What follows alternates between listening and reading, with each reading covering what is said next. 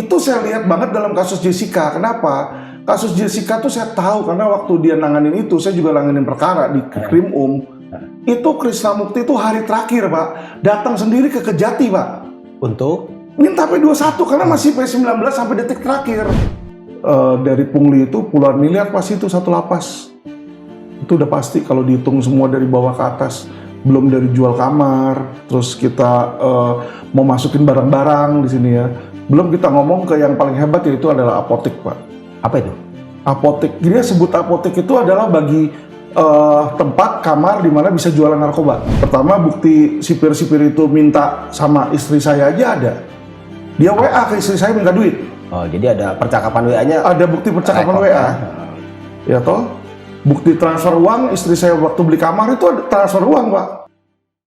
Halo Sobat DN, ketemu lagi di Bang X Napi Diskursusnet. Saya akan ajak Anda untuk ngobrol-ngobrol seru dengan seorang advokat, pengacara yang belakangan hari statement-statementnya, pernyataannya bikin banyak orang di Republik ini terkejut-kejut, tergeragap. Tapi sebelum itu, saya ajak Anda, Sobat DN, untuk subscribe dan nyalakan lonceng notifikasi dulu. Selebihnya, nanti silakan like, comment, and share video ini.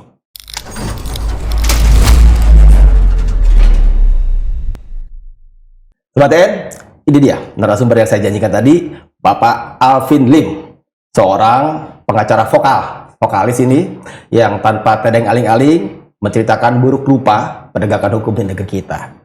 Saya mau kasih info dulu nih ke Pak Alvin nih, bahwa program Bang X Napi ini memberikan ruang kepada sesiapa yang pernah bermasalah dengan hukum dan juga membagikan lakon untuk sadar dan kemudian paham akan hukum itu penting.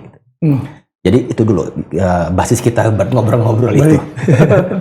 Pak Alvin, Iya. sudah begitu banyak kasus-kasus hukum yang Bapak komentari. Bukan? Betul. Saya mulai aja dari kasus yang katakanlah 5-6 tahun lalu, 6-7 tahun lalu, membetot perhatian banyak orang di Republik ini. Iya.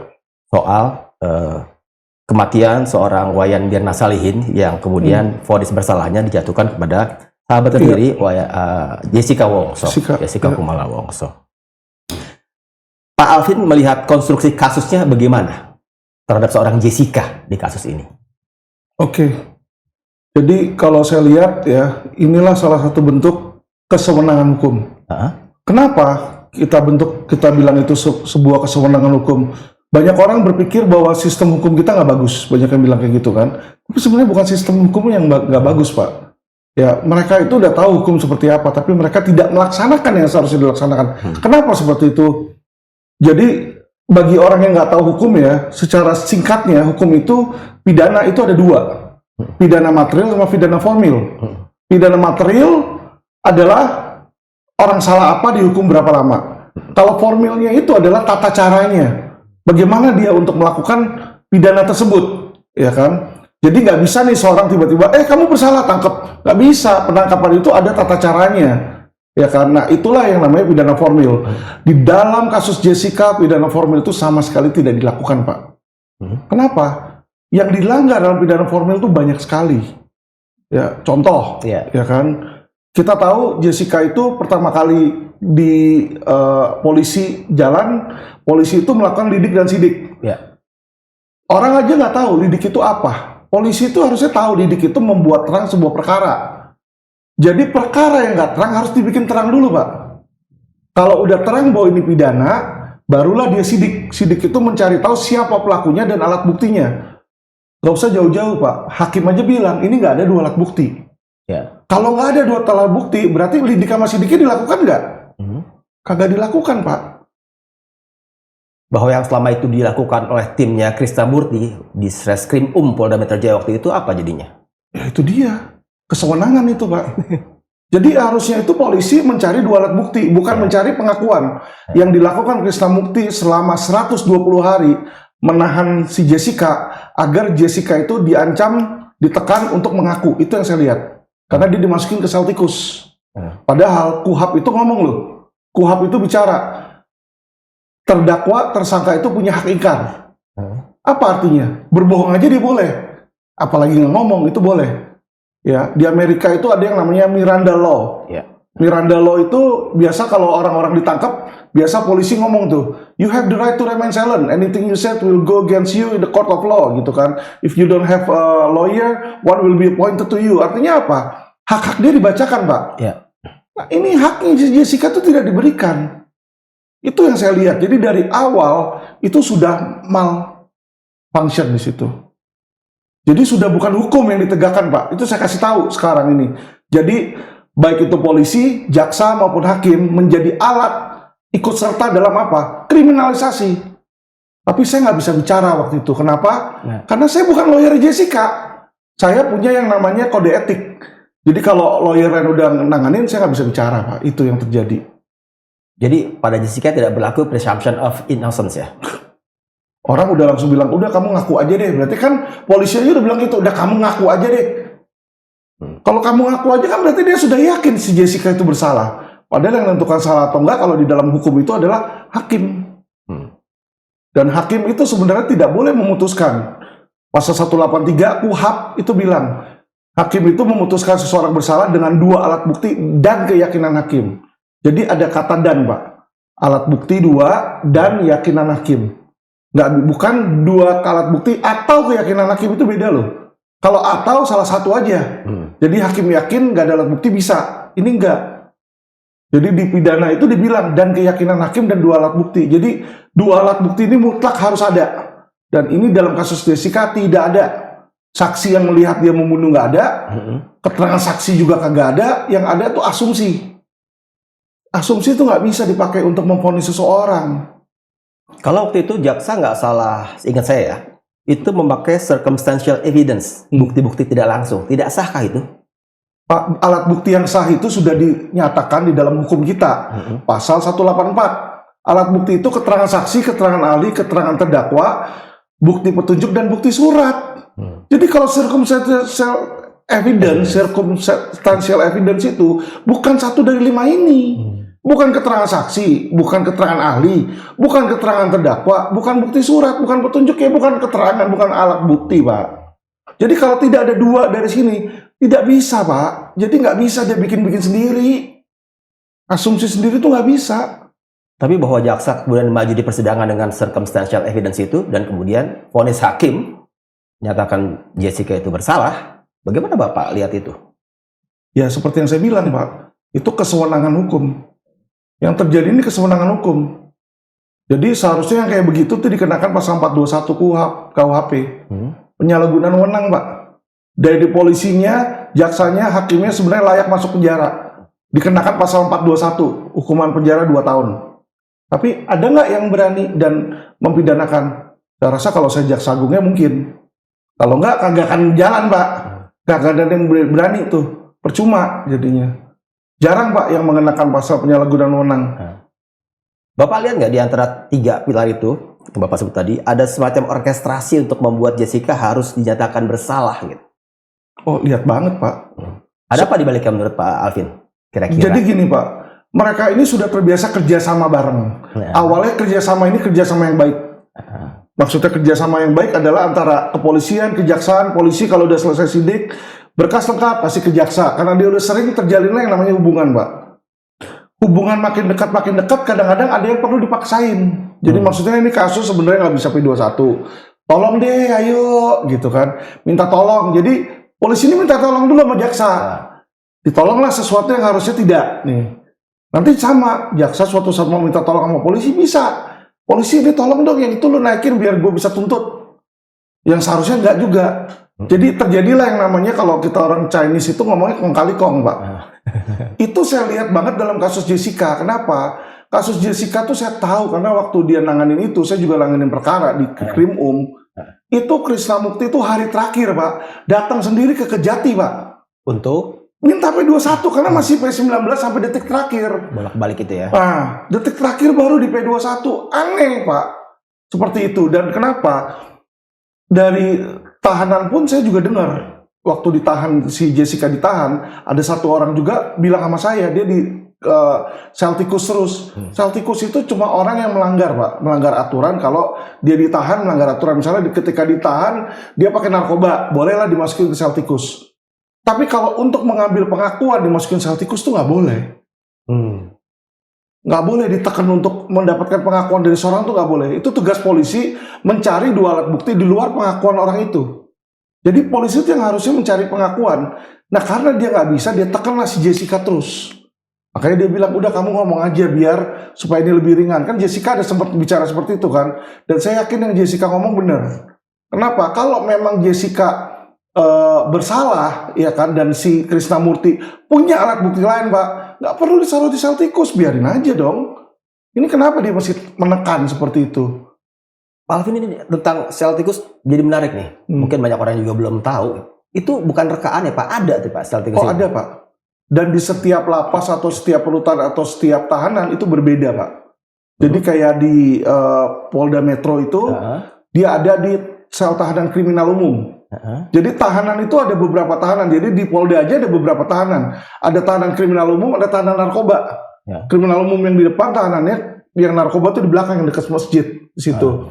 Nah kalau di narkoba nggak ada sel tikus karena bentuk tahanannya hampir mirip-mirip situ. Kalau yang di krimum ada 3 tempat di mana itu cuma 1 kali 2 meter. Ada yang bawahnya, ada atasnya di sini ya WC kecil di situ. Ya udah gelap, nggak ada lampu. Itu sama biasanya sekali dimatiin ya. Dan ventilasinya itu parah lah. Cuma ventilasi kecil di situ untuk ganti keluar masuk, itu sangat tidak humanis sih. Dan saya cuma lihat aja, saya pernah dibuka itu saya lihat, tapi saya nggak pernah menghuni ke situ. Tapi itu betul ya, sel tikus itu ada ya? Ada. Bukan rekaan-rekaan aja ya gitu? Ya. Di rutan juga ada, di lapas juga ada. Kira-kira sama ya, kira-kira?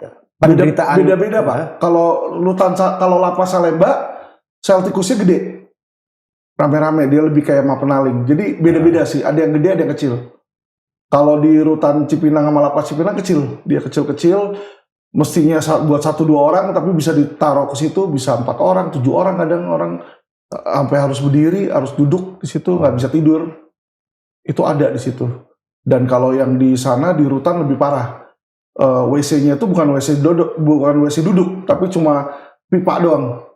Jadi beraknya pakai kantong plastik, dikasih kantong plastik. Waduh. Ya, sehari cuma dikasih 2 botol buat cuci, buat cebok. Gitu. Jadi benar-benar saya bilang nggak humanis sih, gitu loh. Tapi ya selama ini nggak ada yang peduli ke sana, nggak ada yang sidak, dan nggak ada yang mempedulikan melihat lah ya Pak ya. Harusnya kan dilihat standarnya. Humanis nggak gitu. Walaupun mereka salah pun di dalam, tapi kan juga tetap harus humanis dihukum pun gitu loh. Itu berarti sengaja dirancang ada sel tikus itu ya Pak? Sengaja.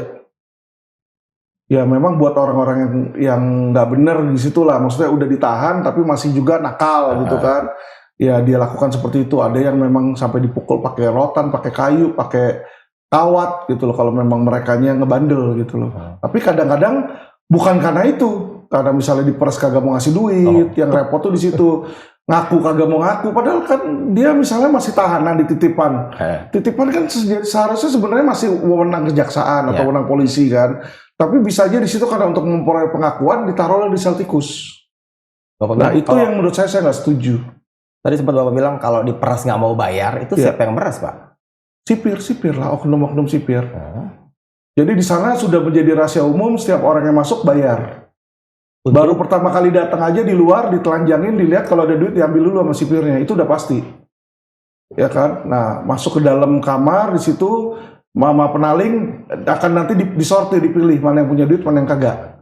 Yang punya duit langsung nego sama KPLP biasanya. KPLP atau Karutan, nego untuk beli kamar Pak. Jadi kalau kayak Cipinang itu ada 3 kelas kan, ada Amazon, ada Barito, sama ada Citarum gitu loh. Jadi beda kelas tuh. Amazon dari yang lebih murah, di situ 5 jutaan, kalau Barito sekitar 8 juta, kalau Citarum 20-30 juta, dan yang terakhir isolasi.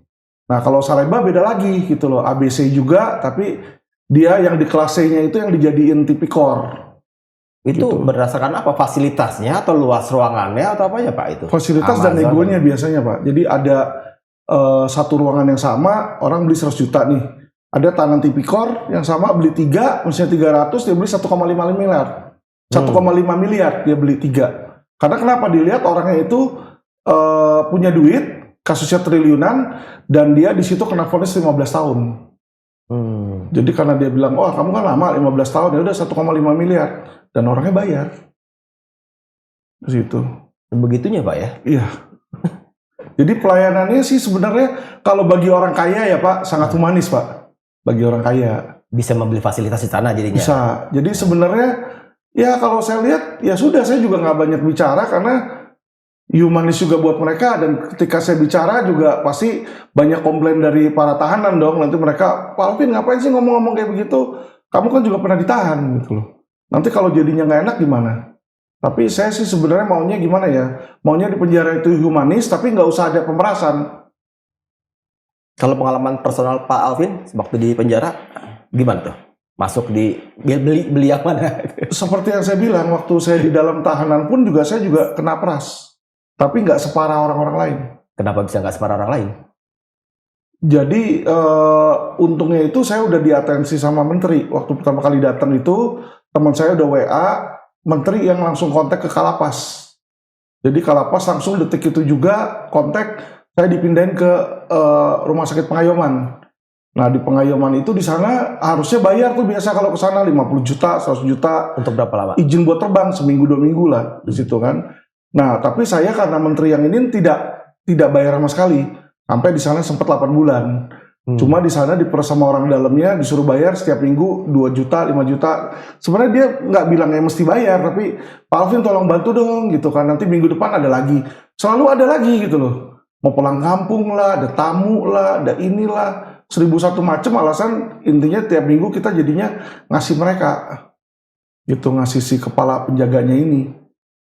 Nah ini yang kerap terjadi sih Pak. Lumayan juga Pak ya, itu ekstra cost yang mungkin nggak jelas gitu jadi. Oh lumayan sekali Pak. Itu kalau dihitungin dari pungli itu puluhan miliar pasti itu satu lapas. Itu udah pasti kalau dihitung semua dari bawah ke atas. Belum dari jual kamar, terus kita mau masukin barang-barang di sini ya. Belum kita ngomong ke yang paling hebat, yaitu adalah apotek Pak. Apa itu? Apotek, dia sebut apotek itu adalah bagi tempat kamar di mana bisa jualan narkoba. Jadi ada satu kamar ruangan, kalau orang mau beli narkoba ya ke situ. Penjaga pun juga ke situ. Kalau malam-malam itu dangdung gitu. Nah, saya pernah ditahan di situ juga kan. Terus juga ini ada rumah sakit Pengayoman, sebelahnya ini kan ada rutan kan. Di sebelah rumah sakit Pengayoman, lihat deh kalau weekend tuh selalu pasti rame. Suara musiknya tuh dari rumah sakit Pengayoman kenceng banget. Kita semua tahu, saya, Pak Herman yang tipikor juga bilang seperti itu. Itu kenceng banget diskotiknya gitu, dangdung tengah malam. Nanti kalau udah pagi udah hilang lagi. Padahal daerah sekitar Cipinang situ kan rumah penduduk, kagak ada diskotik. Kok bisa ada kenceng gitu kan? Ya udah pasti kan dari rutan, dari sebelah. Cuma nggak ada yang pernah serius ya untuk membenahi itu yang kalau saya lihat sih. Jadi sebenarnya dari bawah sampai ke menteri sekalipun tahu Pak. Tahu, bukannya kagak tahu. Situ. Jadi apotek itu yang mengelola, yang beli, napi yang beli itu ya? Iya. Bukan cuma apotek, juga mereka ada koperasi-koperasi. Itu pun juga dijual ke napi. Jadi misalnya bisnis-bisnis galon gitu kan. Beras segala. Jadi mereka iniin lah. Udah kamu modalin, nanti petugas juga dapat cutnya. Jadi sebenarnya lumayan sih mereka dapat dari situ. Mereka udah seperti sebuah negara kecil sih. Situ. So far ya selama ini ya kagak ada yang banyak ngurus ke sana ya, karena kalau ada jentingan atau ada selentingan pasti dengan cepat mereka hilangkan itu gitu loh. Jadi kalau sidak-sidak itu kan zaman Denny Indrayana Menkumham kan dia sering sidak-sidak tuh. Itu kalau menurut Bapak settingan atau emang benar-benar spontaneously? Settingan Pak. Jadi sebelum datang udah diberesin semua tuh yang apotek. Udah dikasih tahu dulu. Jadi bukan hanya apotek, dari misalnya mau datang siapa? Kakanwil. Ya anak buahnya Kakanwil udah datang dulu 15 menit sebelumnya. Oh, tim advance Kakanwil mau datang tuh, beresin dulu gitu. Udah dikasih lah amplop. Gitu. Jadi langsung penjaga ke blok masing-masing. Ayo kumpulin handphone, kumpulin, kasih ke petugas. Nanti udah selesai sidak dibalikin lagi tapi minta duit. Jadi boleh ya pada pegang handphone itu ya? Bukan boleh sih, memang pada pegang, dan memang sebenarnya lebih humanis kalau boleh megang handphone sih Pak. Kalau based on peraturannya boleh nggak sebenarnya Pak? Kalau berdasarkan peraturan nggak boleh. Nggak boleh kan? Nggak boleh. Tapi mereka tahu, mereka nggak bisa tanpa ada handphone. Saya yakin Pak. Coba deh, buat peraturan bener-bener steril handphone Pak. Sebulan aja Pak, rusuh semua, lapas. Stres Pak, orang bisa gila Pak di dalam penjara kayak begitu, kagak bisa nonton YouTube, kagak bisa nonton TikTok, di situ kan kagak ada hiburan musik, kagak ada elektronik sama sekali. Coba kalau benar-benar bisa, hebat itu Pak. Apalagi jumlah napi 3.000, jumlah petugasnya berapa? Rasionya nggak berimbang ya kalau nggak ada berimbang sama sekali ya. Pak. Jadi makanya memang mereka tahu dibutuhkan oleh napi, mereka kasih. Tapi yang saya nggak suka itu ngapain pakai aturan abu-abu. Kalau boleh ya udah bilang boleh. Kalau kamu mau duit ya udah kolek lah uang, tapi memang secara peraturan. Misalnya oke, yang mau punya handphone ada biaya gitu kan, biaya untuk apa, untuk mereka sidak, untuk apa, nggak apa-apa, kita pasti bayar. Tapi kalau kayak begini kan jadi kayak kucing-kucingan, seolah-olah mereka ada aturannya tapi semua melanggar. Ya kan lucu Pak kalau kayak gitu Pak. Kalau buat handphone itu berapa bayar yang harus dikasih ke oknum itu uangnya? Tergantung Pak. Untuk masukin aja 300 sampai 500 ribu. Masukin ke dalam nih handphone. Nah kalau petugas sudah tahu nih, wah you punya handphone ya, nanti seminggu sekali, seminggu 2 kali dia akan lewat punya kamar, ketok-ketok sambil kode-kode. Itu kode-kode ya, cuma kode-kode, halo apa kabar, baik, gimana Pak, gitu, udah makan belum, gitu kan. Kalau belum dikasih duit, sipirnya nggak mau keluar dari kamar. Tunggu tuh, saya ajakin ngomong terus sampai kita udah tahu lah ini kode-kode minta duit. Ya udah kita kasih 50.000 atau berapa di situ ya, kasih 50.000 baru keluar. Oke Pak Alvin, oleh Pak, udah. Nanti berapa lama lagi datang lagi, gitu loh, minta lagi, gitu loh. Jadi mintanya sih secara halus sih Pak, gitu loh. Nggak dengan paksaan, nggak dengan ancaman sih selama ini di situ. Tapi ya kalau kita nggak kasih nih, berapa kali dia datang kita nggak kasih, nanti dia akan cari-cari waktu, kita pakai handphone diambil. Nah kalau diambil nanti tebusnya lebih mahal Pak. Jadi kalau kita nggak mau ngasih, kita pikir saya mau irit, saya nggak mau kasih 50.000, udah kita umpetin 2 kali nih dia datang kita kagak kasih. Yang ketiga dia nggak akan ngomong, nggak akan halo, dia ngelihat tunggu kita pakai handphone diambil. Nah kita menghemat 100.000, ketika kita ngambil handphonenya lebih mahal, 300.000 gitu kan, tergantung jenis handphone. Kalau handphone yang mahal bisa jadi dia bilang nggak mau nih, handphone kamu mahal. Tahu sampai ke situnya ya? Tahu dia. Kategori handphone mahal nggaknya. Gitu. Makanya itu yang banyak terjadi ya, orang akhirnya ya udahlah, malas direpotin, dia bayar. Tapi sebenarnya itu nggak yang paling parahnya sih Pak. Gitu loh. Itu nggak yang paling parahnya. Yang paling parah tuh kalau orang udah beli kamar puluhan juta, habis itu dipindah Pak. Itu yang bikin sewot gitu loh. Kayak saya pertama kali masuk Salemba, saya udah beli kamar Pak. Berapa Pak? Kemarin keluar kalau nggak salah 20 juta saya. Jadi saya dikamarkan di lantai 1, di bawah, itu 1 orang sendiri. Kita udah nyaman dong di situ kan. Tiba-tiba dipindah. Kan kesel kita. Kadang-kadang kenapa dipindah? Ganti KPLP atau ganti Karutan atau ganti Kalapas. Nah itu yang repot Pak. Kalau kita ngasih uang kecil oke lah ya kan, 50.000, 100.000 ya udahlah gitu kan. Buat orang makan, kita juga mesti sadar bahwa gaji para sipir itu di bawah standar semua Pak, UMR. Semua pada komplain.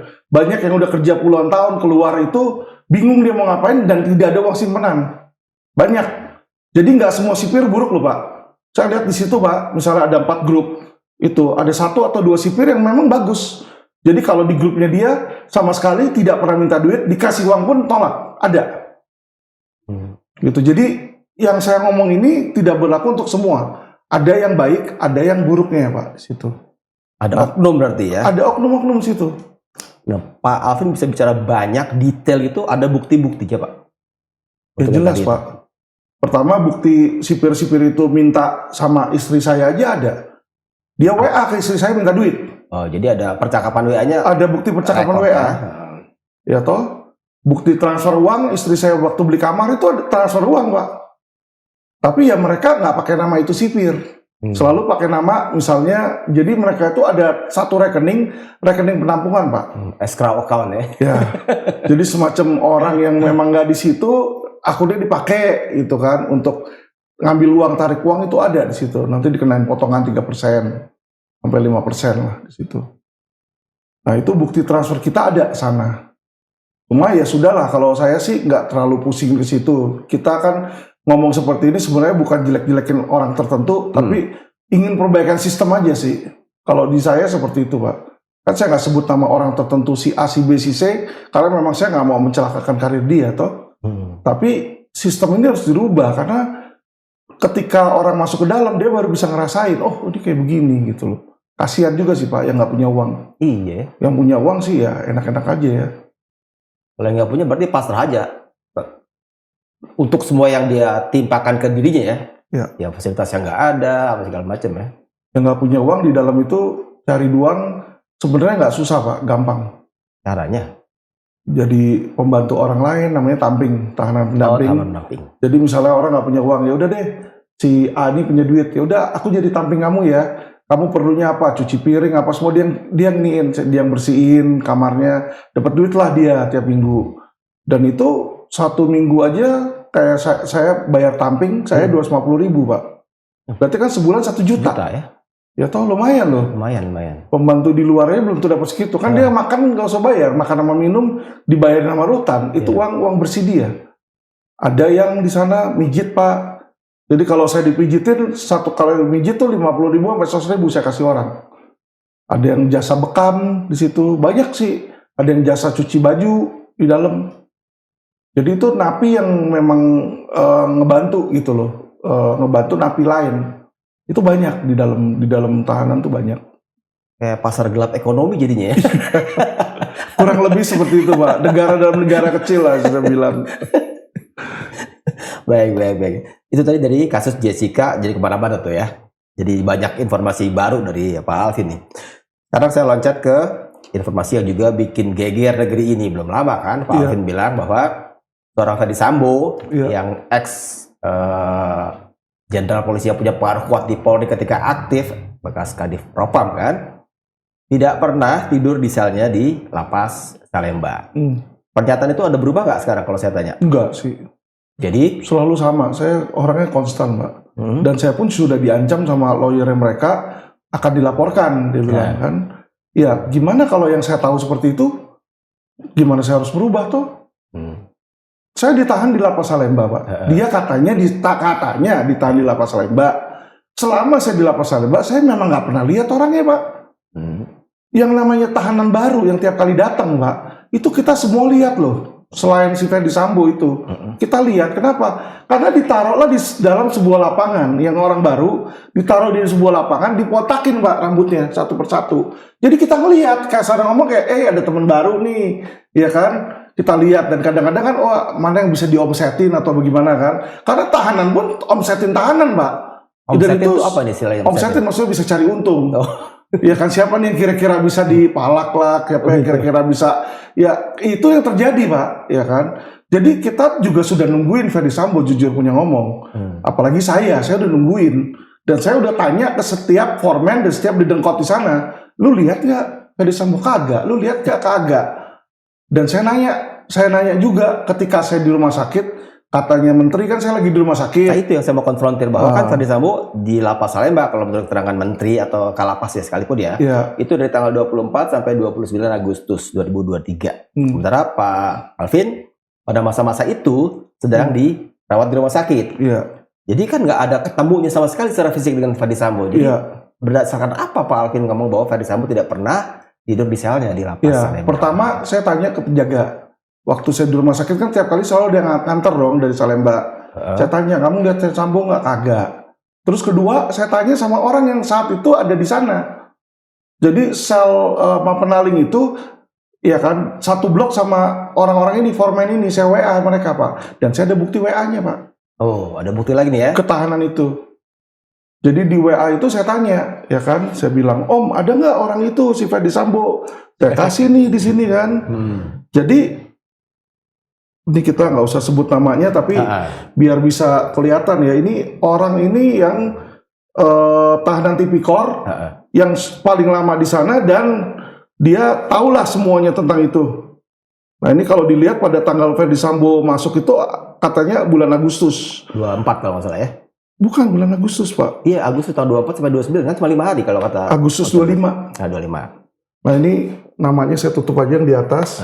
Ini Bapak lihat ada artikel Sambo Agustus 25. Saya kasih tahu, saya bilang di sini kan, wah jadi tetangga Om nih. Karena kan mau penaling sebelahnya dia. Dia bilang sini hanya terdaftar tidur di rumah. Ini orang masih dalam tahanan dan saat ini pun handphonenya online, Pak. Ini Bapak pasti tahu. Ya toh, triliunan dia kasusnya. Ya kan? Jadi tapi Pak Alvin benar-benar nggak lihat langsung saya lah juga ya, nggak lihat. kan dari luar dan foto-foto yang ditunjukkan oleh para sipir, kan dia bilang ada di sana, masuk Mapenaling. Foto-fotonya juga aneh. Kenapa aneh? Kalau memang dia masuk Mapenaling, pala pasti botak, Pak. Mapenaling itu panas banget. Panas. Jadi kalau rambut gondrong itu udah pasti keringetan abis dah di situ ya. Udah kayak diguyur. Karena Mapenaling ya, kalau benar-benar masuk Mapenaling itu kagak ada AC, Pak. Kagak ada kipas angin. Foto Sambo, rambutnya kayak wanita, panjang banget, gondrong. Kenapa kok nggak dibotakin? Itu menimbulkan keanehan bagi kita dong. Dan ruangannya di mana dia difoto bukan ruangan Mapenaling, Pak, tapi ruangan KPLP. Sesuai dengan yang saya bilang, kami semuanya melihat dia di KPLP. Dari KPLP dipindahin ke Makobrimob kemana kita nggak tahu. Tapi yang pasti saya nggak pernah ngelihat dia masuk ke Mapenaling. Kalau ada masuk ke Mapenaling, coba tunjukkan CCTV-nya dong. Kan arah Makobrimob itu ada CCTV. Masa pengenalan lingkungan ya. Betul. Dan biasanya Mapenaling itu 1-2 minggu loh. Bukan 3 hari atau 5 hari seperti yang dia bilang langsung dipindah. Mana bisa orang pindah-pindah lapas. Saya mau pindah ke Tangerang aja kagak dikasih, rumah saya dekat Tangerang. Kata menteri kan, bisa kan pindah lapas, siapa juga tinggal ngomong. Enak amat loh tinggal ngomong. Itu mana ada. Jadi mereka tuh jawabnya pintar gitu loh ya kan. Tapi padahal kita tahu itu nggak reasonable dan nggak mungkin terjadi. Tapi ya sudahlah. Terus satu lagi yang dibantah oleh Kalapas, siapalah namanya, Pak Beni siapa gitu kan, bahwa Pak Alvin kan pernah bilang Pak Alvin bebas dalam sana sampai ke depan-depan jalan-jalan. Yang dia bilang nggak mungkin ada peristiwa seperti itu karena keluar dari blok hunian aja katanya harus ada catatan yang benar-benar detail segala macam yang tercatat. Jadi nggak bisa tuh jalan-jalan seperti yang Pak Alvin bilang. Faktanya gimana sih, Pak? Keluar dari blok hunian tuh ada Rupam, Pak. Apa itu Rupam? Rupam itu regu pengaman. Jadi ini blok hunian ada tiga gedung, terus ada Rupam tengahnya. Nah dari sini ada kantor-kantor baru, kantor KPLP, kantor. Nah biasanya saya ngomong keluar tuh bukan keluar sampai ke mall, keluar maksud saya di dalam blok ini dan ke kantor ke depan.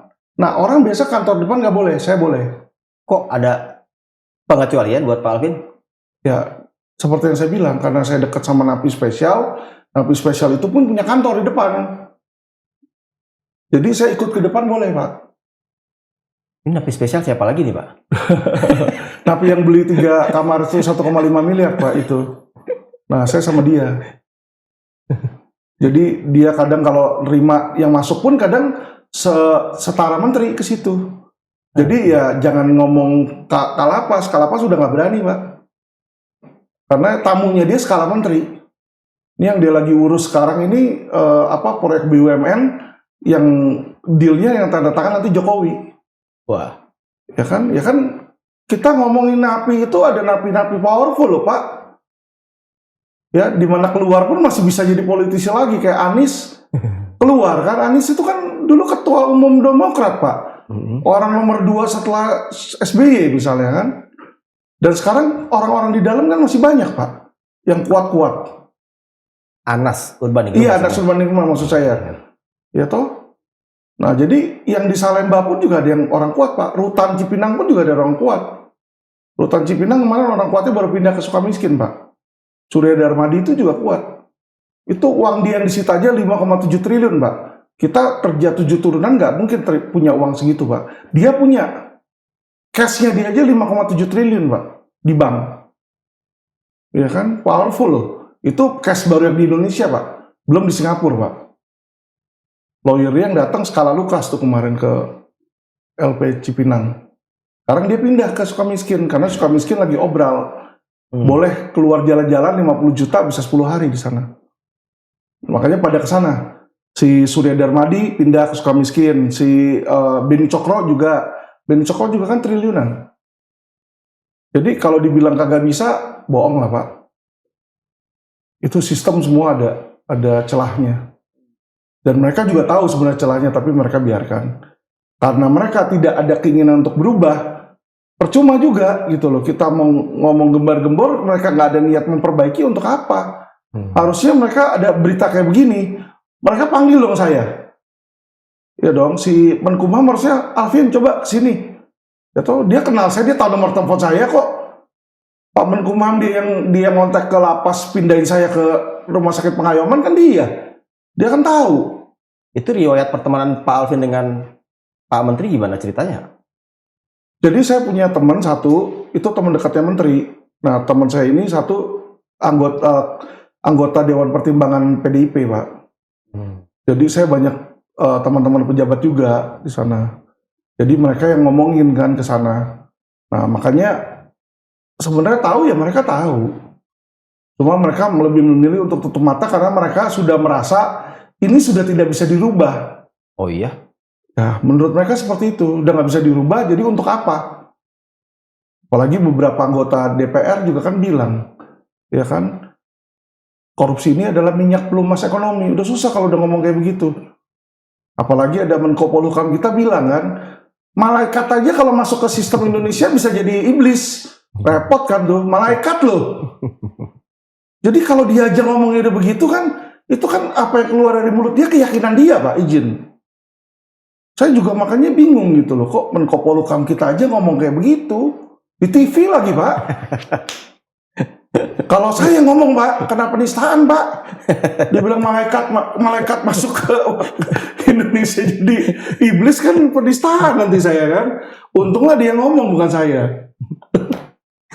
Pak, dengan Pak Alvin bilang Sambo tidak pernah tidur di lapas Salemba, kan Menteri Yasona juga langsung kepada pers ya ketika ditanya, hoax itu orang gila gitu kan, ada kata-kata orang gila gitu kan. Bapak bacanya gimana? Apa cuma sekedar ungkapan rada-rada kesal atau gimana tuh? Kesel sih.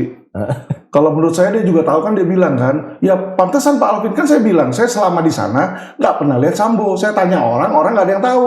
Udah bener dong yang saya ngomong kan. Dan dia juga ngomong hal yang sama. Alvin ketika Sambo ada, Alvin nggak ada, katanya dia pindahin. Oke. Ya kan, kalau memang nggak ada, kamu klarifikasi dong ke saya. Ya kan, tunjukin dong buktinya. Misalnya Alvin ini dia masuk orang, ini kagak. Dia kan langsung bilang, orang gila itu katanya. Kenapa dia ngomong gila? Karena jujurnya pertama kali waktu saya ke rumah sakit pun, dia yang bantuin saya Pak. Jadi saya orangnya objektif ya. Kalau dia nolong, saya bilang dia nolong.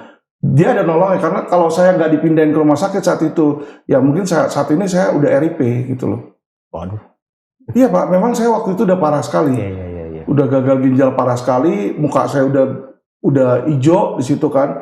Dan kita dipersulit Pak oleh kejaksaan dan sampai MA itu mempersulit untuk izin keluar. Jadi sampai menteri yang ngomong baru dipindah. Kalau nggak berani mereka. Kalapas nggak berani. Itu yang memantik anak istri Bapak kemudian untuk bersuara keras itu ya waktu itu ya. Nah, kalau Pak Menko Polhukam ya Pak Mahfud dengan bereaksi dengan omongan Pak Alvin itu kan seperti menantang ya, kalau punya datanya, punya buktinya, kasih ke saya, lapor ke saya. Gitu. Bapak udah follow up itu atau gimana? Itu udah kebiasaan Pak dari Menko. Saya tuh udah banyak kasus-kasus sebelumnya udah pernah lapor ke dia Pak. Kasus investasi bodong nggak usah jauh-jauh Pak. Ya kan, Wana Arta tuh. Itu orang-orang udah pada lapor dari dia 2-3 tahun yang lalu. Sampai sekarang boro-boro beres Pak. Udah tahu orangnya di mana dia juga kagak urusin. Percuma. Sekarang kalau saya tahu pun terus dia mau apain Sambo? Dia tinggal bilang, oh sekarang orangnya udah ditahan. Ini waktu itu ya. Ya terus lapasnya udah diganti Pak, kalapasnya Pak. Jadi kalau kemarin ada kalapas yang menyangga saya, dibilang nggak mungkin Alvin bisa ke sono ke sini, karena sudah ganti kalapas Pak. Kalapas di zaman saya itu namanya Yosafat Trisanto, bukan Beni. Bukan Beni ya? Bukan. Dia si Beni kagak kenal saya dan nggak pernah lihat saya di dalam lapas.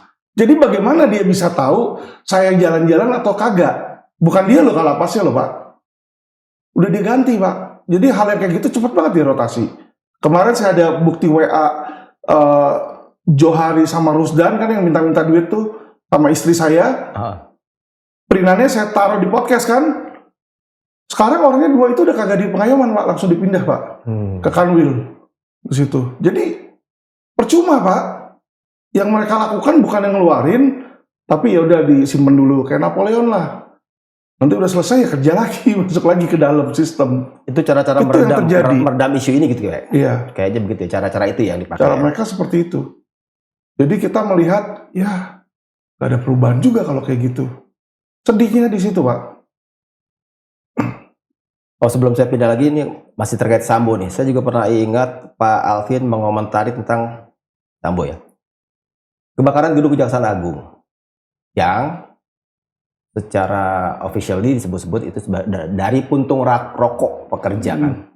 Yang Pak Alvin mati-matian bilang nggak percaya itu. Gimana elaborasinya Pak? Gini Pak, makanya itu yang saya bilang, polisi ini, ya kita ngomong oknum ya Pak, oknum polisi ini sangat pintar merekayasa Pak. Ya dari kasus Sambo aja kita bisa melihat bagaimana kalau kemarin nggak teriak-teriak, nggak kenceng, itu yang masuk ke dalam nanti bukannya si Sambo Pak. Yang jelek itu justru malah si Joshua-nya yang dibilang memperkosa, membunuh lah apa. Kita nggak tahu nih apalagi yang mau difitnahkan ke dia. Padahal kan kenyataannya nggak seperti itu. Gedung kejaksaan Pak, itu pernah masuk nggak ke dalam gedung kejaksaan? Saya udah sering ke gedung kejaksaan Pak. Jangankan puntung rokok Pak, kita mau masuk mau buang Pak. Di situ kita orang masuk sembarangan aja langsung ditanya, kamu siapa, mau kemana? Di setiap lantai itu ada orang Pak. Ada satpamnya, ada ininya banyak. Dari depan pintu aja udah ada satpam, nginiin kan. Belum alat-alat dia yang namanya fire detector itu udah di mana-mana Pak. Puntung rokok satu di situ, terus bisa sampai kebakaran. Saya mah nggak percaya Pak. Kenapa? Karena di situ gedung kejaksaan nggak pernah kosong. Nggak pernah kosong gedung kejaksaan. Sama kayak kepolisian. Bapak ke Mabes atau ke Polda Metro Jaya, mau di mana di situ? Pasti rame Pak. Terus kalau ada api, belum sampai kebakaran satu ruangan deh Pak, baru 1 meter juga masa kagak kelihatan Pak. Dan terus apa yang mau kebakar Pak di gedung kejaksaan? Jadi itu sangat tidak mungkin. Apalagi kita lihat yang kena itu cuma si cecere-cecerenya tukang-tukang konstruksinya. Kalau berani Pak mereka bikin grup atau regu investigasi, menginvestigasi itu, saya yakin Pak itu ketahuan nanti yang lebih naik ke atas. Gak mungkin cuma Mandornya sampai ke kuli Mandornya kagak kena Pak akhirnya. Kagak ada jaksa yang kena. Harusnya ada jaksa dong yang jaga lalai. Siapa yang lalai? Kagak ada Pak. Dan kenapa jaksa agungnya kok nggak mencari jaksa yang lalai? Kalau bisa ada kebakaran di gedungnya tidak ada jaksa yang bertanggung jawab kan aneh Pak. Bener nggak gitu loh? Setiap kejaksaan kan ada gedungnya, kayak misalnya polisi ada Denma namanya. Detasemen Markas. Masa Kejaksaan Agung kagak ada yang ngurus? Segitu gede kan harusnya ada dong yang bertanggung jawab. Itu kagak ada yang dihukum Pak. Berarti kan apa? Dia mengendaki itu terjadi. Ada unsur kesengajaan. Ada unsur kesengajaan. Itu yang saya lihat Pak. Punya analisis apa di balik itu sengajaannya, motifnya atau segala macam? Mungkin Pak Alvin punya dugaan atau analisis? Dia penghilangan ini kan, karena kan kemarin itu lagi ada kasusnya Joko Chandra, Jokchan kan salah satu konglomerat Indonesia Pak. Dan itu kalau dilanjutkan kenanya ke JA itu, bisa ngerembet ke JA. Karena terakhir kan udah stop di Pinangki. Pinangki kalau bicara ada lagi Pak naiknya ke atas Pak. Atasan Pinangki siapa? Telusurin aja, nanti kan yang paling tinggi ketahuan. Ke situ aja. Di puncaknya Jaksa Agung. Lah iya. Pinangkinya ngaku kok, terima. Saya Pak, kalau Jaksa Agung atau saya Kapolri, ya kan, anak buah saya gimana, nggak mungkin saya nggak tahu Pak. Yang gede-gede, kasus gede-gede. Kalau saya mau tutup, bisa tutup kasus. Mau buka kasus, saya bisa buka kasus. Kan itu yang terjadi. Pak, yang namanya dalam court resume kayak mereka, itu semua setiap kali dikasih perintah sama atasan, dia selalu begini Pak, siap komandan. Mana ada Pak yang berani ngelawan Pak? Karena birokrasinya, budaya birokrasinya ya. Birokrasi. Jadi nggak mungkin tuh cuma stop sampai bawahan tuh nggak mungkin. Ada yang nyuruh Pak, yang nyuruh siapa? Kagak ketahuan, kan lucu. Nah inilah yang menjadi tanda tanya, berarti pembersihan yang dilakukan oleh Kejaksaan Agung, ya belum menyeluruh. Dia bersih-bersih, benar bersih-bersih. Tapi bersih-bersih baru bawahnya doang, yang nyuruhnya kagak Pak. Otaknya kagak. Makanya nggak pernah selesai, ada lagi kan. Kasus-kasus itu kan ada lagi Pak. Karena dari atasnya nggak pernah diberantas. Selama itu terjadi ya ada terus. Kita lihat sidang saksi lain, udah kasus berikutnya. Selin terima 500 juta katanya. Untuk papa katanya kan. Ya ada lagi, tapi kagak ada yang berani ngusut Pak. Papanya siapa, untuk apa, kagak jelas toh. Apakah Jaksa Agung ngasih 500 juta ke semua artis? Kan kagak. Berarti kan ada specialty-nya, kenapa Selin dapat dong? Harusnya diusut nggak Pak? Tapi kenapa mana sekarang kok diem? Nggak ada yang berani Pak sama Jaksa Agung Pak. KPK pun nggak berani sama Jaksa Agung. Kapolri pun nggak berani sama Jaksa Agung. Saya kasih tahu Bapak. Kapolri itu takut sama Jaksa Agung. Ini KPK era sekarang ya, bukan KPK era sekarang. Era yang dulu ya. Betul. Yang super body kan dulu ya kan, bisa mengambil alih kasus korupsi di kejaksaan, di kepolisian KPK dulu sekarang ya. itu sibuk ngurusin dirinya sendiri Pak, memperkaya diri sendiri. Makanya terjadilah kasus Syahrul ini. Yassin Limpo. Iya. Ini yang saya sayangkan Pak. Makanya saya ngelihat gini, kalau nggak ada yang bicara Pak, Indonesia akan makin terpuruk. Ya biar saya bicara, orang mau suka atau nggak suka, sebenarnya yang saya ngomong ini Pak, sudah menjadi keyakinan dan pengetahuan umum orang-orang Pak. Tapi nggak pernah ada yang berani speak up. Nah ketika saya speak up dengan bold, dengan vokal, orang kaget. Padahal mereka kalau kita tanya, emang kalau menurut lu di lapas pakai handphone nggak? Ya mereka jawab, iya sih, iya, tapi kan aturannya enggak, lu nggak mestinya ngomong gitu. Tapi pada pakai nggak? Pakai, iya sih. Kemarin juga dari Rutan Salemba dia nelfon saya Pak, lu gila lu ngomong-ngomong kayak begitu. Jangan nih masalah semua kita dikena strap gini. Saya tanya Pak, ngomongan saya yang salah di mana Pak? Iya kamu ngomongnya keras yang mana? Contoh. Siapa saya pakai handphone yang misalnya. Pak Alvin siapa nih? Ya ada salah satu kasih di sana, kepala seksi di Rutan. Ya kan, saya bilang misalnya saya ngomong apa tentang handphone deh, misalnya saya ngomong bener nggak? Iya sih bener sih, tapi jangan ngomong lah yang kayak begituan lah. Kamu kan juga pernah di dalam loh. Kok gimana saya bilang kan kenyataan kok sebuah kebenaran kok saya nggak boleh ngomong gitu kan? Aduh susahnya di situ Pak. Jadi mereka memang belum ada spirit untuk merubah gitu. Jadi apa yang saya ngomong ini jadi sebuah hal yang tabu. Atau karena mereka berada di zona nyaman sekarang? Bisa jadi. Jadi gak pengen ada berubah gitu. Bisa jadi seperti itu. Saya yakin pun mungkin kalau presiden mengetahui hal yang sama juga dia bingung mau gimana. Ya kan? Jadi udah masuk lingkaran setan, dia bingung mau yang mana yang diurus duluan. Kan bingung juga. Bapak kalau jadi Menko Polhukam atau Menkumham juga kan pasti bingung. Misalnya dilarang benar-benar nggak ada handphone. Terus seluruh lapas pada keresahan di situ. Kan Bapak lebih pusing lagi, besok kerusuhan di sini, bobol berapa kabur, berapa napi dibunuh. Besok ada lagi di sini, kan lebih repot Pak. Makanya dia tutup mata Pak. Tapi yang bingungnya saya, ngapain dibikin aturan kalau akan dilanggar? Cuman aturan normatif aja jadinya ya, itu aturan-aturan itu ya. Bukan aturan normatif juga, Pak. Normatif harusnya kita jalankan, ini nggak dijalankan. Jadi aturan abal-abal Pak di situ.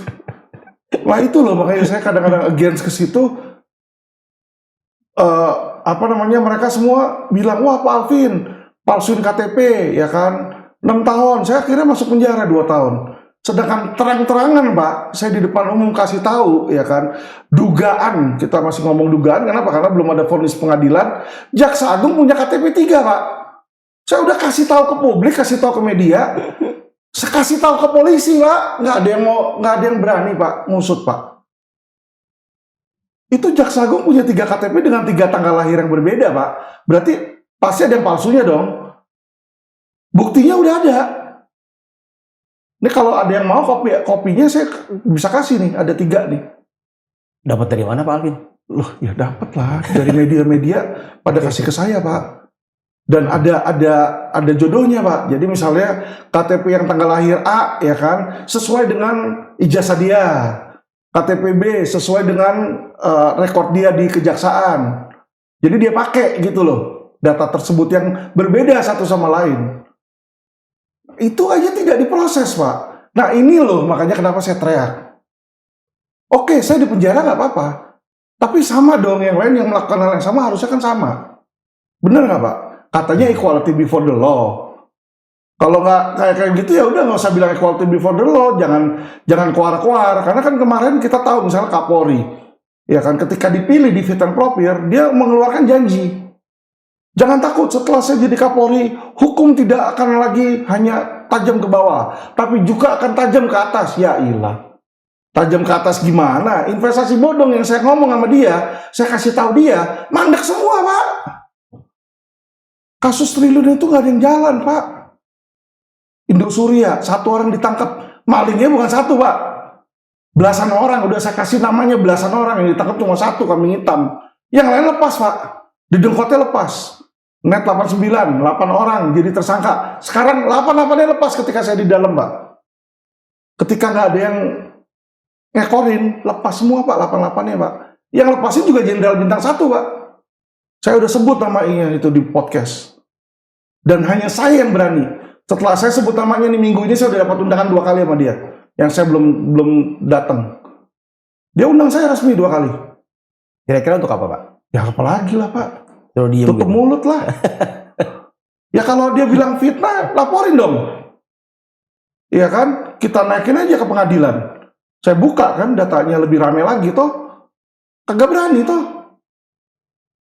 Kan lucu, Pak. Saya udah terang-terangan ngomong di depan media. Saya WA Kapolri, saya bilang, Kapolri nih anak buah lu kayak begini. Dia baca, udah diem aja. Gitu loh. Makanya saya satu-satunya orang saya WA Kapolri, Pak. Saya bilang Kapolri langsung ke mukanya dia, kamu Jenderal Banci. Saya ngomong gitu. Ini WA-nya ada ke Kapolri. Saking keselnya saya bilang sama dia, Pak, kamu tuh harus, yang namanya jenderal tuh harus berani sama penjahat. Ini kenapa kamu jenderal tapi sama penjahat takut? Nggak boleh takut dong, Pak, sama penjahat, Pak. Kalau takut sama penjahat bukan polisi namanya. Ini saya WA langsung ke Kapolri, dan Kapolri itu bales panjang lebar. Ya kan, ya dia nasihatin saya, tolong kalau ngomong tidak perlu maki-maki. Tapi saya sebut di sini, saya bilang nih, ini ada di sini kan Kapolri Listio Sigit. Jelas Anda Jenderal Banci, saya bilang di sini. Ini kalimat saya yang terakhir. Jelas Anda Jenderal Banci, saya bilang di situ. Takut berdebat secara hukum. Iya. Ya kenapa mesti takut? Saya punya data-data. You lihat dong. Kalau data saya salah, saya nggak yang mana yang salah. Kenapa mesti takut? Saya bilang kan. Dia bilang sini, saya kira lebih baik dihadapi saja sesuai dengan aturan. Nggak perlu maki-maki yang tidak perlu. Karena itu juga tidak dewasa. Saya bukan mau maki-maki yang tidak perlu, Pak. Saya kecewa kenapa polisi yang saya sayangin, saya cintain, takut sama penjahat, Pak. Saya bisa buktikan kayak kasus Indosuria, malingnya tuh belasan. Bapak percayakah uang 106 triliun hanya digondol oleh satu orang? Mungkin nggak, Pak? Mungkin nggak satu orang doang nipu 106 triliun kalau nggak dibantu orang-orang lain? Apalagi di dengkotnya itu yang dimana memegang holding company-nya, holding company kooperasinya itu Inti Finance. Itu pemiliknya Surya Effendi sampai sekarang nggak ditahan.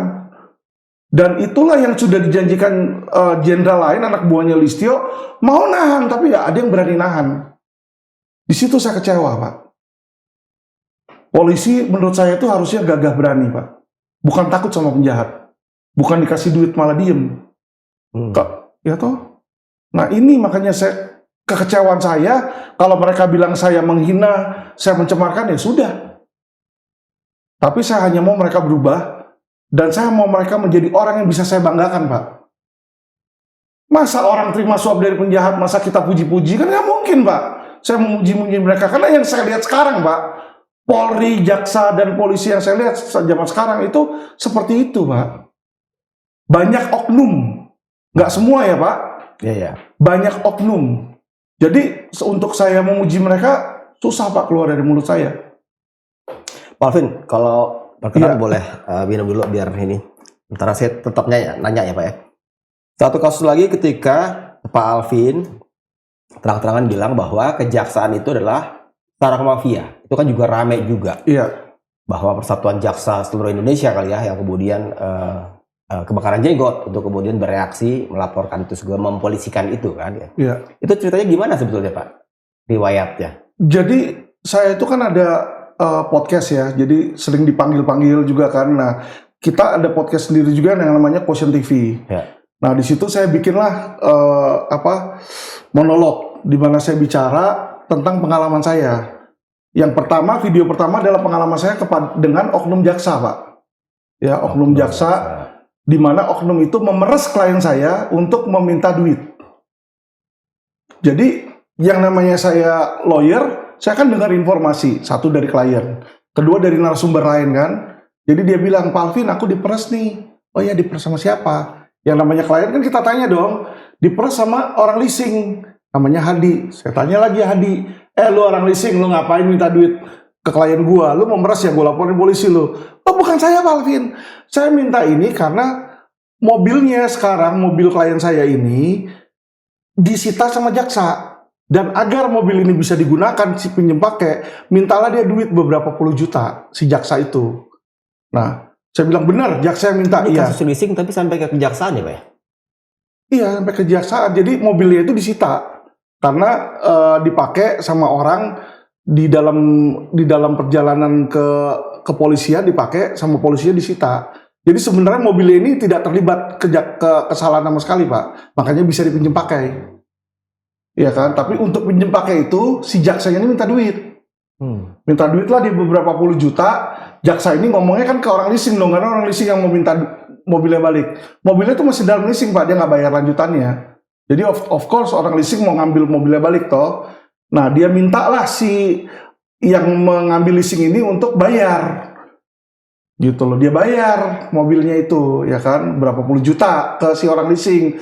Tapi kita ada rekaman bahwa dia bilang yang minta itu si jaksa. Nah, cerita ini saya ceritakanlah di podcast Pak. Jadi dibilang saya mencemarkan nama baik si jaksa itu. Jaksa ini laporin ke polisi.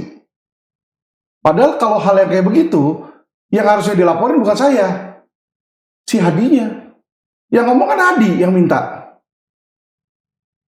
Ngerti ya Pak? Saya kan lawyer. Mencatut namanya si jaksa. Kalau memang dia nggak bisa buktikan. Tapi saya sebagai lawyer kalau ditanya, ini kenapa begini? Kan saya ceritakan apa yang saya ketahui Pak. Yang saya ketahui memang si Hadi ini ngomong seperti itu. Bukti rekamannya ada. Jadi saya ada bukti rekaman. Si Hadi ini, si orang leasing ini sebut nama jaksa itu. Ya berarti kan udah jelas asal-usulnya.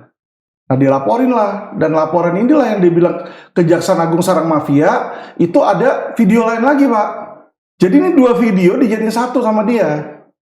Di kasusnya dijadiin satu. Video lain lagi saya cerita tentang oknum-oknum jaksa. Di mana saya bilang kejaksaan itu sarang mafia karena banyak oknum. Ada sesjam pidum lah, terima suap lah, untuk lepasin ada inilah, ada itu.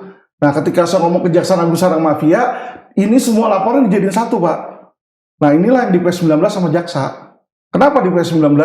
Jadi ini sebenarnya dua kasus yang terpisah. Kasus pertama adalah tentang saya menceritakan di mana posisi saya sebagai lawyer.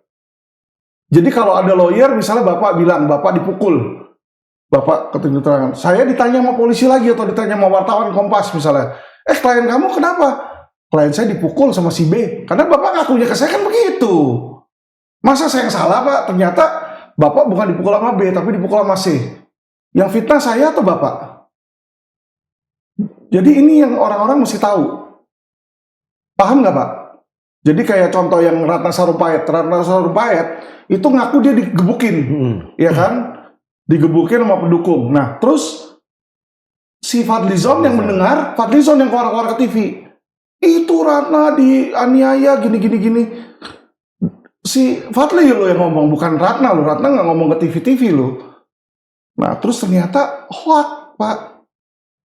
Operasi plastik ternyata. Ternyata operasi plastik, bukan digebukin. Ya kan? Yang masuk penjara Ratna kan, bukan si Fadli kan. Fadli kan dengar dari Ratna. Sama halnya Pak, Pak. Saya kan dengar dari Hadi. Lu ngasih duit, ini bukti rekaman dia ngomongnya ada. Berarti kan yang saya ngomongin, yang saya dengar, Hadi ngomong begitu benar Pak. Cuma yang Hadi katakan mungkin salah. Karena dia ngatakan bukan saya. Nangkap ya Pak? Nah, jadi saya dibilang mencemarkan nama baik Sisru. Kan lucu. Mencemarkan nama baik si jaksa itu. Gitu, makanya itu P19, Pak. Jaksa suruh periksa dulu si Hadi. Bener nggak Hadi ngomong gitu sama klien saya? Dan sampai sekarang, kepolisian nggak berani meriksa mereka berdua. Karena mereka saksi kunci. Kalau mereka berdua diperiksa, mereka pasti akan bilang, oh ya bener memang jaksanya minta duit. Kalau jaksanya minta duit, jadinya hoax bukan? Bukan pencemaran. Makanya sampai sekarang nggak jalan, itu satu. Yang kedua, Kejaksaan Agung Sarang Mafia dibilang ujaran kebencian. Iya. Ujaran kebencian itu harus berhubungan dengan sara, Pak.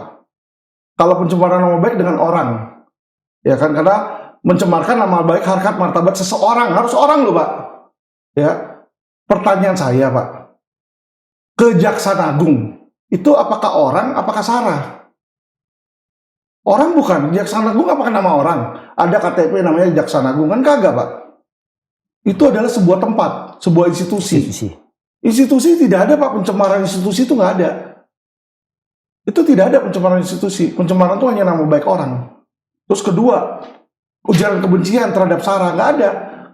Kejaksaan Agung bukan suku, bukan agama, bukan ras, bukan antar golongan. Makanya mereka pusing, bingung lagi gimana mau ini. Jadi kalau mereka lakukan naik ke atas, ya bisa naik. Balik lagi yang saya bilang kesewenangan, Pak. Jadi hukumnya harusnya gimana, tapi dia belokin, ya nggak apa-apa.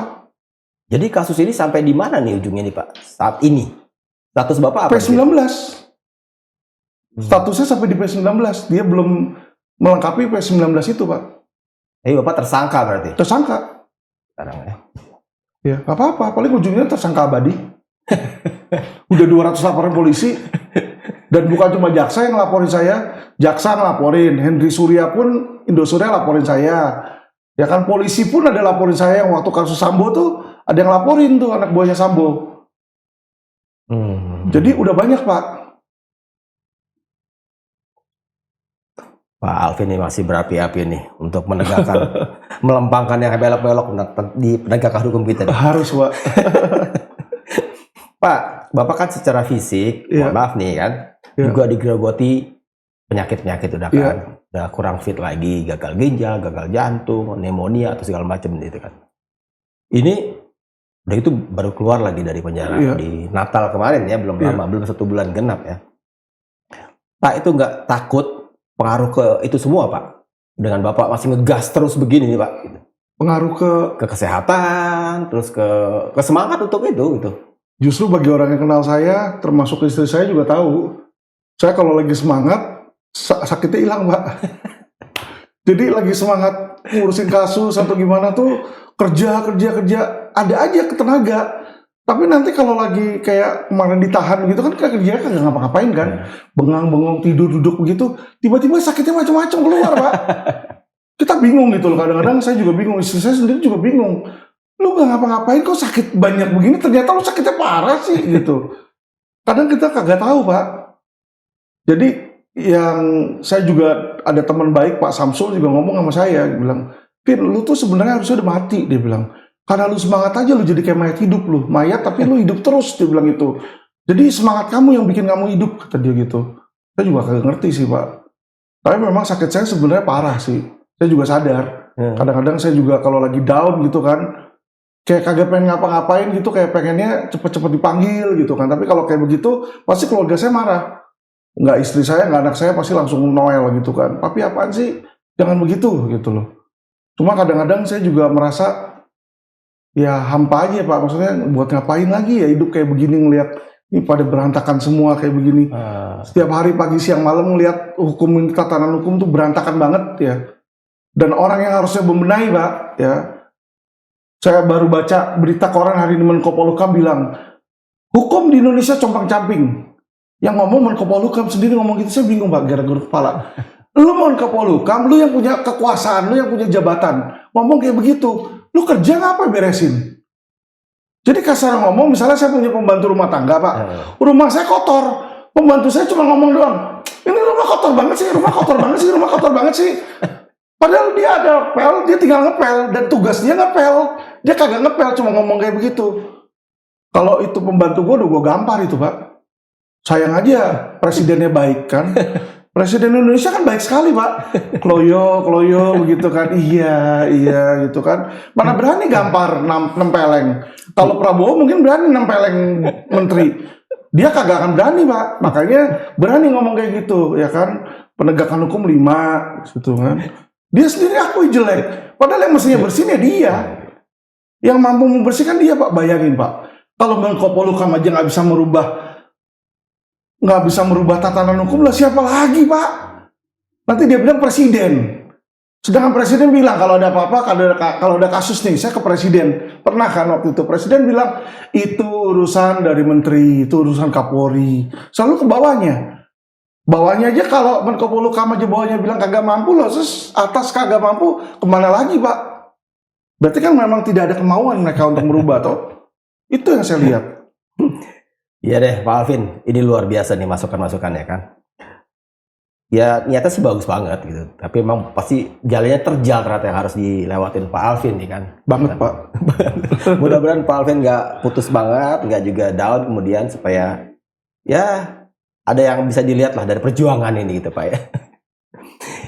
Baiklah Sobat TN, banyak sekali masukan dari Pak Alvin Lim tentang penegakan hukum di negara kita ini yang harus kita akui emang masih buruk rupa, banyak yang sangat perlu untuk diluruskan.